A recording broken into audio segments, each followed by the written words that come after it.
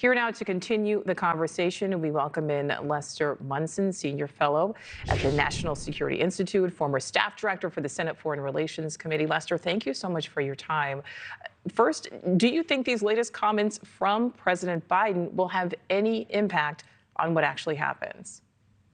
I don't think they will have any impact on what actually happens on the ground in Gaza, but I also don't think that's the president's intent. I think he is looking to make waves in the political sphere. There are certain constituencies in his party in the United States that are very upset with what is happening in Gaza.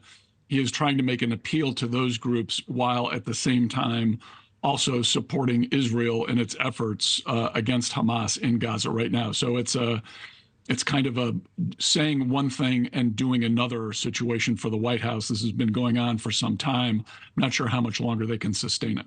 And, you know, Lester, that's exactly what I wanted to talk to you about, because, I mean, at this point, is the U.S. sending mixed messages, saying one thing, but possibly really doing another?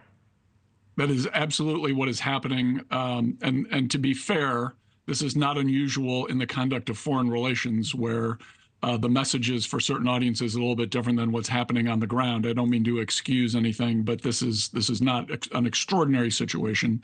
The president, in addition to, I think, trying to communicate to certain of his constituencies, is also trying to make an appeal to key allies and friends around the world, particularly in the Middle East, and trying to show that the U.S. has a balanced approach here and maintain credibility with a lot of audiences.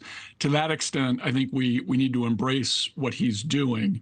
It is important for the United States to be the outside power that has the most influence here.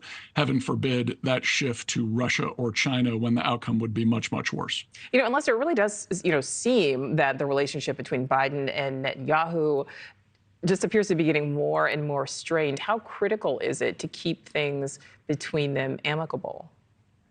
Well, I don't think they're going to be amicable. There's a lot of political tension. We even saw that with the hot mic incident on the floor of the House of Representatives during the State of the Union address a few days ago. There are some real differences politically between Netanyahu and Biden and in both of their constituencies. This is just simply the reality of the situation. At the same time, the White House has had a policy of closely coordinating activities with Israel with respect to Hamas and Gaza, and I think that's very important that continue. But I think at the same time, we're just going to see a discordance here with the outside messaging. Some of that is very understandable. Some of that he's probably not going to be able to get away with for much longer. You know, and can Israel avoid a Rafah campaign, do you think, and still achieve its goal of destroying Hamas? I don't think so. And I think so exactly to your point, to the goal of needing to destroy Hamas, they're going to have to go into Rafah. It's inevitable. Also politically in Israel, if anything, the Netanyahu government, and it is a unity government, a lot of his opponents have joined him because of the conflict. They're actually under a lot of pressure to do more from Israeli voters. So, if anything, the Netanyahu approach is the moderate one in the Israeli context right now, and we all need to be mindful of, you know, those pressures inside Israel. The Israeli people are demanding a very strong response to those terrible events from October 7th. You know, and unless they're kind of harkening back to the potential mixed messaging, should President Biden be putting more pressure on Egypt to allow Palestinians to cross its border? That would be a very helpful thing to have happen for Egypt to be more accommodating.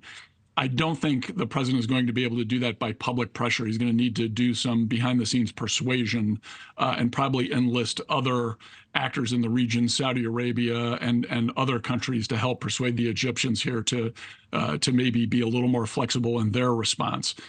So that's part of the art of diplomacy. A lot of it isn't going to be in public. It's going to be behind the scenes.